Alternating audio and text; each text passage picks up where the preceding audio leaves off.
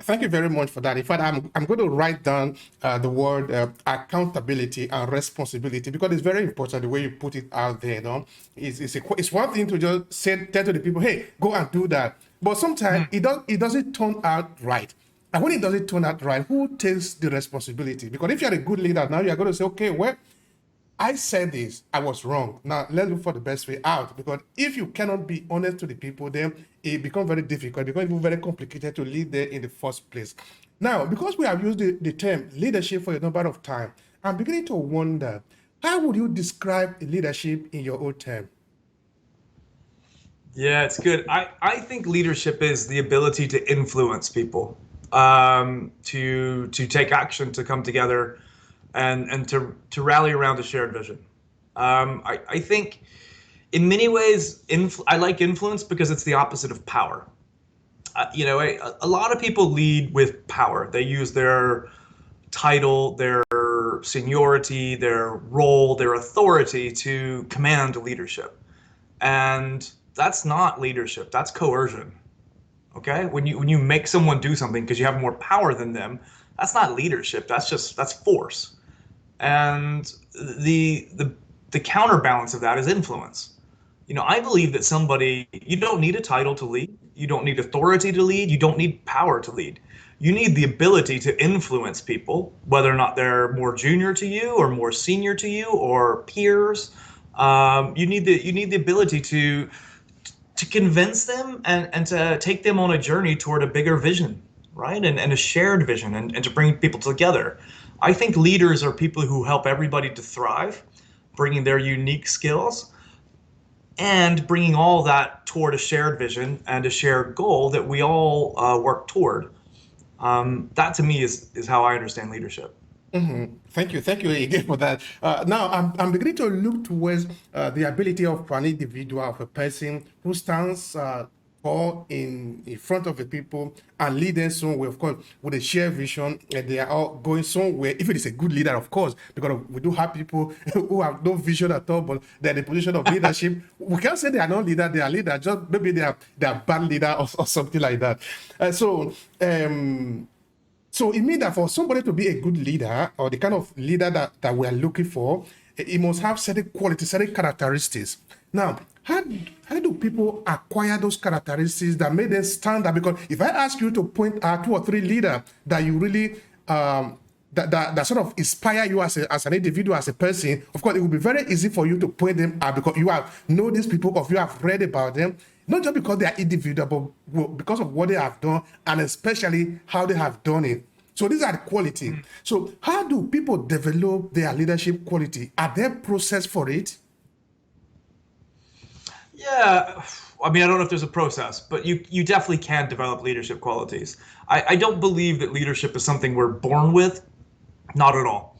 I think we're all born with different skills and different abilities, right? And almost all of those skills and abilities translate to leadership in some way, shape, or form. I think you learn leadership by practicing leadership and practicing being parts of teams. I mean, you can't be a good leader if you've never been a good team member, right? You can't be a good leader if you don't know how to follow. So, even, young kids can get that experience. Sports teams are great. I learned a lot about leadership through sports. Why? Because, we didn't always win our games, right? And you learn how to work with a team and you learn how to work with your peers and how to motivate and how to support each other. And I think those kind of activities are really good, but you can get that in, volunteering. You can get that in art. You can get that in being in a band. You can get that in, just taking local action with your fellow youth groups, right? I think there's plenty of places to begin, but I think most of them are in groups. If you want to be a leader, you've got to understand people. And that means spending time with people. No one masters interpersonal communication overnight. No one, masters understanding people's feelings or motivations and fears overnight. That comes with time, okay? And it doesn't mean you have to be old to lead, not at all, but you need to be active to lead. And so I think the most important thing for people is as they grow in their leadership journey is to take on different experiences, different opportunities, paid or unpaid. You can do this all through volunteering. Okay, but you have to work with groups, and ultimately as you do that, I think that the kind of skills that will help you on the leadership journey are learning how to manage teams and lead teams, right? People are always going to be part of it. Learning how to manage budgets and lead budgets. Learning how to kind of manage operations and programs or whatever it is you're leading. And I think in learning how to manage relationships and partners, those kind of areas are foundational to leadership, and they're really really important because they're not going to tell you one answer. This is leadership. They're going to give you a feel for what leadership's all about, and then you can begin to craft your own understanding of leadership based on your individual strengths and your personality. Because the way you lead should be different than the way I lead, right? We're all going to lead differently based on who we are. And I think that kind of experience and exposure is really, really important, because that's how you're going to begin to understand how you go about this, right? And then once you get into some leadership roles, humility, humility, right? Because a lot's going to go right and a lot's going to go wrong. And leadership, you're basically solving problems most of the time, and you're dealing with crises, and as you do that, you're going to get some things right, but you're going to get some things wrong. And humility to stop and to reflect on both your successes and your failures is what's going to drive your learning. Okay. And, the whole thing along all this course, whether or not you're a volunteer in a community group or you're leading a global organization, is do you take the time to reflect on your leadership, and do you change your leadership based on those reflections? Because we're constantly learning, we're constantly succeeding and failing, and that is the richest teacher out there. And you don't need to go to a course, and you don't need to have a mentor, and you don't need to have a title to do any of that stuff. You can do it yourself, but you have to take the time to reflect on how it's going, because when you do, you will learn and grow exponentially. Thank you so much for that. In fact, I do like the part on the learning process, because it is very important that we accept, or at least acknowledge the fact that we learn from what we do. And I also like the Yeah. fact that to be a leader, you don't necessarily have to be born by it. You just have to keep practicing some of those key attributes as it will. If I'm trying to use the word attribute from characteristics, like I did before. Now, before that, I want to make a simple analogy. In that we usually in certain community in different parts of the world, maybe in Africa also, elderly people are usually more respected compared to younger people. And when certain things in terms of leadership role comes up, we usually give it to the older people. Of course, even among animals, this is something that is also practiced a lot. No? And this is because those who are older have passed through a lot of challenges in life. They have more problem, of course, so they have resolved more problems, so they have more experience here. So when they have to decide, take certain decision, we don't give those roles to somebody who is just new, who have no experience.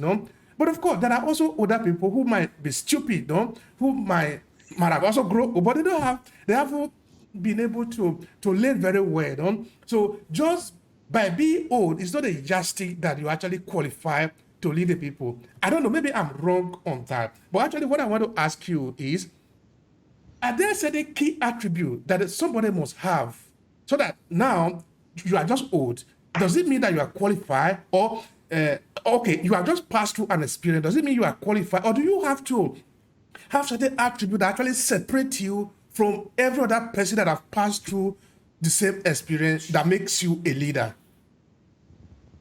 Yeah, I think that's a really good question, and a lot of societies do tend to see leaders as more elders, and there's a good reason for that, right? It's experience, as you say. Experience teaches a lot. I mean, that's kind of what I just said. You've got to learn, you've got to practice, you've got to succeed, you've got to fail, and people who are older will have done that longer, and there's nothing wrong with that. There's nothing wrong with kind of older leaders. I think there's a lot of wisdom there that we can all tap into.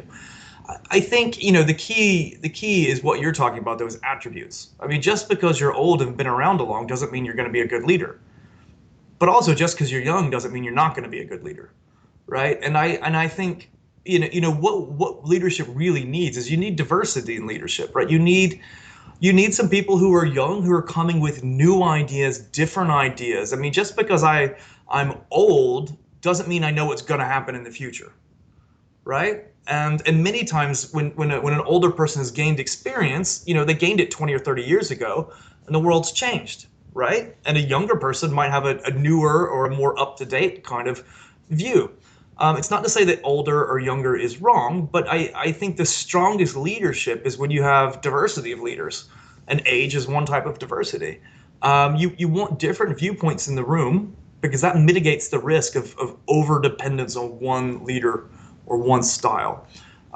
So attributes, I think, are a much better way of assessing leadership than kind of age or any other kind of demographic, you know. So what are the key kind of attributes? I want somebody who is hungry and humble. I want somebody with fire in their belly who wants to create a change in the world. Okay, if you want to be a leader because you want the title or you want the power, no thanks. Right? If you want to be a leader because you want to create change and you want to do something good for people, or you want to build a good business, or you've got a bigger impact you're trying to achieve, and you understand leadership as a way to do that, that kind of hunger is important, and that kind of fire in the belly, right? Because leaders bring vision, okay? And that's one of the things. Leaders do bring the vision, and where are we going?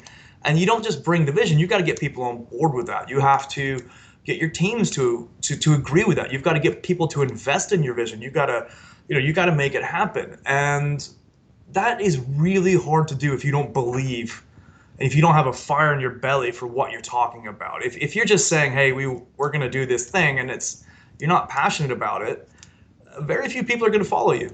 And so I think you need that kind of fire in your gut, because leadership's not easy. And you're going to take a lot of really unfair criticism along the way. And the bigger you lead, the bigger the organization, the bigger the team you lead, the more unfair it's going to feel at times, because everybody's got something to say. And that's okay, right? But you got to know it comes with the territory. And that kind of passion and fire and core belief, that's what's going to get you through the hard days. So on one hand, I want that hunger and fire. On the other hand, I want humility and learning, because, we only grow our impact. We only grow our organizations if we are growing personally as well. If I'm the same leader next year that I am today, then I'm failing as a leader, right? Because the world is changing rapidly, and I've got a year of experience ahead of me, and some things should change. So I think that kind of humility to go, this is not about me. This is not about, being right or wrong. This is about serving a mission, and about learning and adapting, and about putting others forward. I think that's really, really important. So those kind of attributes are really key. And then I think the third kind of attribute that's really, really handy are those interpersonal skills. Can you understand a group of people? Can you see where they're strong and where they're weak as individuals? And can you build a team out of that where everybody's able to bring their best version of themselves, okay, and their full diversity and their full kind of skill diversity, personal life diversity, whatever they are, right? Whoever they are, can you help them to come to this team and to be better together? Okay, and that is a real art. And it means great listening, it means great communication, but it also means kind of an eye for structure and understanding, how do we build sustainable teams? And so I think, I always have three goals as a leader. I only have three goals that I work to. One is leadership. And I want to make sure that I'm multiplying as many leaders around me. That's goal one. Like, goal one is to multiply other leaders, right? It's not one CEO. It's let's get 10 people who are that strong, okay? And then let's push that down the organization. Let's make sure those leaders are at community level. Because if those people are really skilled as leaders, our work will be great. And I don't have to do it all, right? I can focus where I need to be. The second quality is strategic vision. And you've got to understand your field. You've got to understand the world. You've got to understand and be really honest about where your organization is, not where you want it to be, but the reality. We might all want to be the best in our field. We not all of us can be, right? How do you find what you can be best at and build a strategy around that? And then the third is resourcing. And make no mistake, leaders have got to go out. They've got to partner. They've got to bring funds in. They've got to bring income in. It's not just nice team building and strategic vision. You got to go get the money. Right? And that's part of what we do. And, I think those are the main kind of areas that I focus on, but all of that can be learned. All of that can be learned if you're hungry, if you're humble, and if you know how to work with people.